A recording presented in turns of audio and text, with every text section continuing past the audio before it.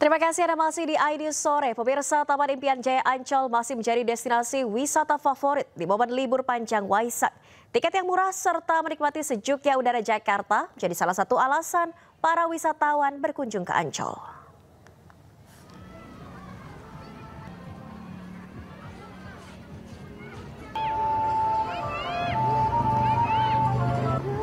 Ribuan pengunjung mendatangi Taman Impian Jaya Ancol sejak pagi tadi. Pantai Ancol masih menjadi primadona wisata di momen libur panjang Waisak. Tidak hanya dari Jakarta, wisatawan Pantai Ancol juga berasal dari luar Jakarta. Tiket yang murah menjadi salah satu alasan Pantai Ancol masih menjadi destinasi wisata favorit. Selain itu, wisatawan juga melakukan beragam aktivitas, mulai dari sekedar santai bersama keluarga hingga bermain pantai dan sepeda listrik.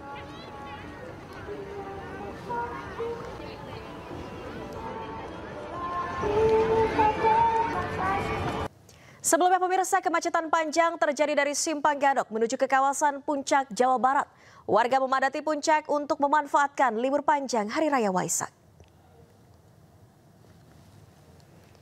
Kemacetan di kawasan Simpang Gadok, Bogor, Jawa Barat masih terjadi. Kemacetan mulai terlihat di pintu keluar Tol Jagorawi dan Simpang Gadok. Mayoritas kendaraan pribadi dari luar Bogor membeludak dan tersendat di kawasan ini. Mereka hendak menghabiskan libur panjang Waisak di sejumlah objek wisata dan penginapan yang berada di kawasan wisata Puncak.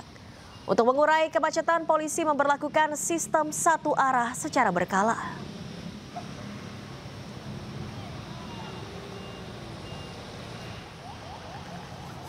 Dan pemirsa, di libur panjang perayaan Waisak ini, ribuan wisatawan dari berbagai daerah juga terus memadati kawasan Braga di Bandung, Jawa Barat. Jalan Asia Afrika dan Jalan Braga Bandung terus dipadati wisatawan dari berbagai daerah. Dengan berlatar belakang bangunan bersejarah, banyak wisatawan yang berfoto di sepanjang jalan. Selain itu, kawasan Jalan Asia Afrika juga dipenuhi aneka kuliner yang bisa dinikmati. Kepadatan kendaraan juga disebabkan banyaknya wisatawan yang memarkirkan kendaraannya di tepi jalan. Diprediksi kepadatan wisatawan akan terus terjadi hingga esok hari.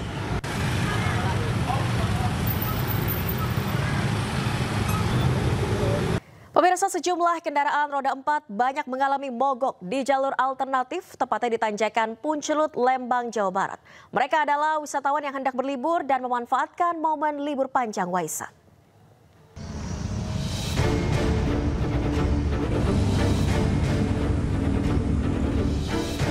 Tak hanya satu, sejumlah kendaraan roda 4 alami mogok saat melewati kawasan Tanjakan Puncelut, Lembang, Jawa Barat.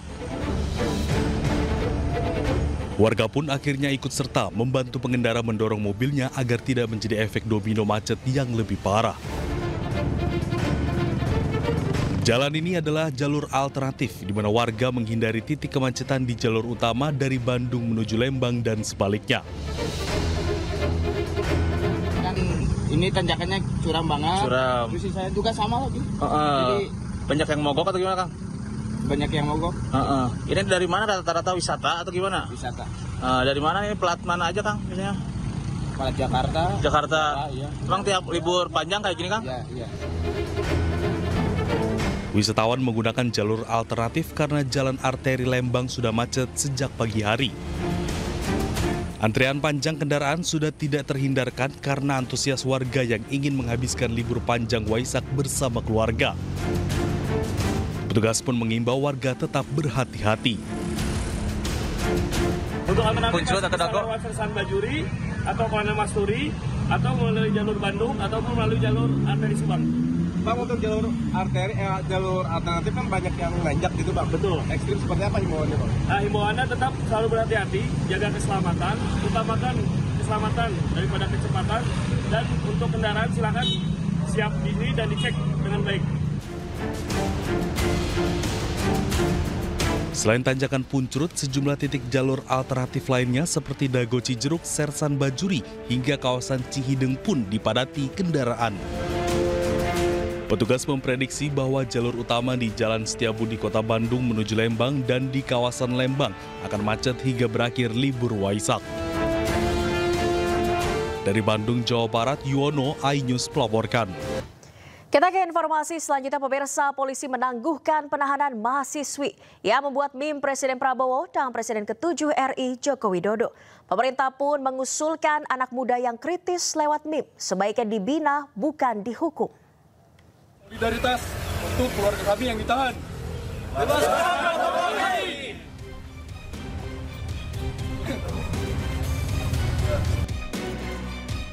Kasus meme Presiden Prabowo dan Jokowi menjadi sorotan.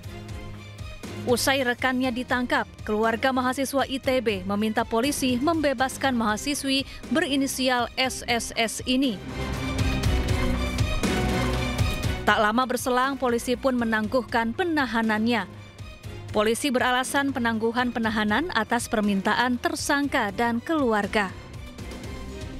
Hari Minggu 11 Mei 2025, penyidik berdasarkan kewenangan telah memberikan atau melakukan penangguhan penahanan terhadap tersangka. Permohonan dari tersangka melalui penasehat hukumnya, serta dari orang tuanya. Juga berdasarkan atas itikat niat baik dari tersangka dan keluarganya untuk memohon maaf karena telah terjadi kegaduhan. Pemerintah pun buka suara melalui Kepala Kantor Komunikasi Presiden Hasan Nasbi. Pemerintah mengusulkan pelaku yang masih muda ini sebaiknya dibina. Kalau ada pasal-pasalnya kita serahkan ke polisi, tapi kalau dari pemerintah itu kalau anak muda ya mungkin ada semangat-semangat yang terlanjur, ya mungkin lebih baik dibina ya. Karena masih sangat muda, bisa dibina bukan dihukum gitu. Sebelumnya media sosial dihebohkan dengan unggahan meme Presiden Prabowo dan mantan Presiden ke-7 RI Joko Widodo.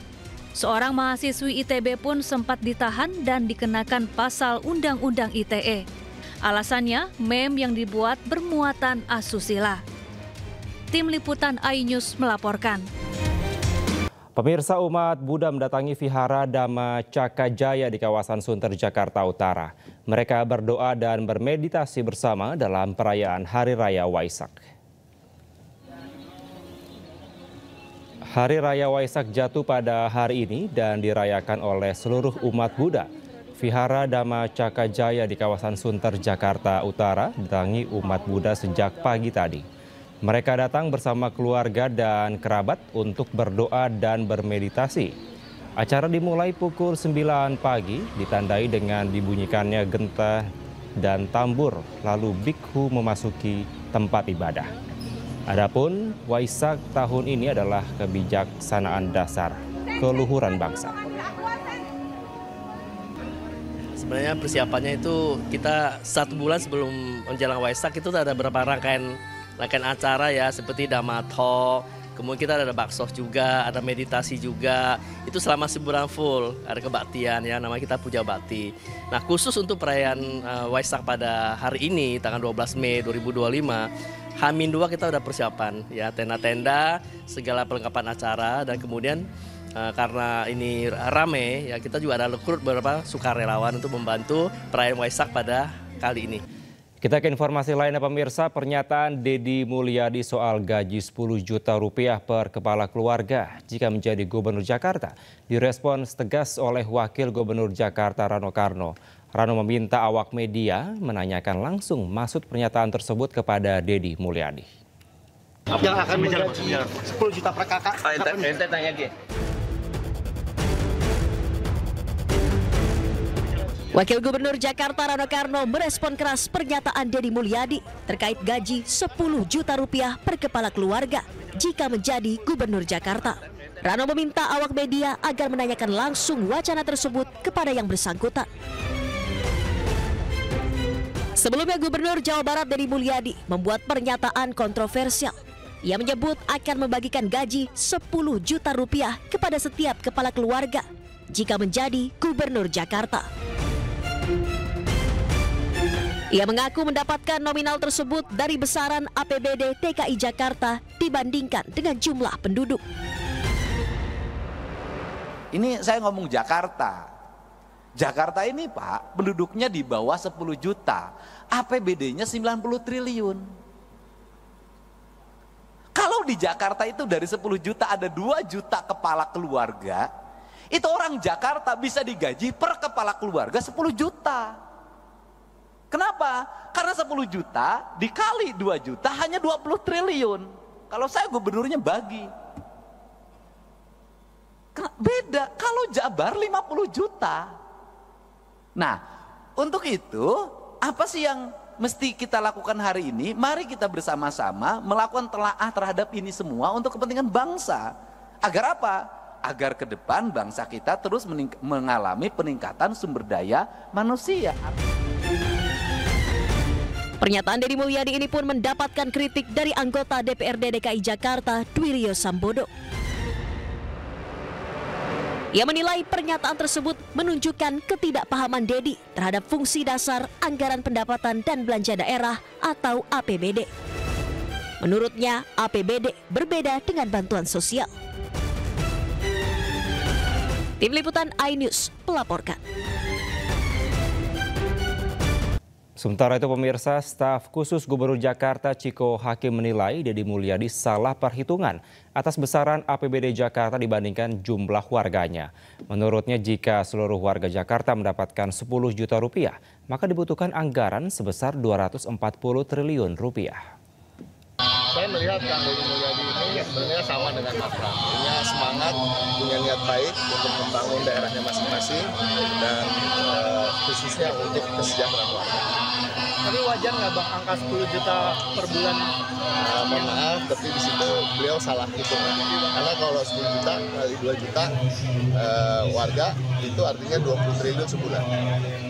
Sementara beliau kan menggaji 10 juta per bulan.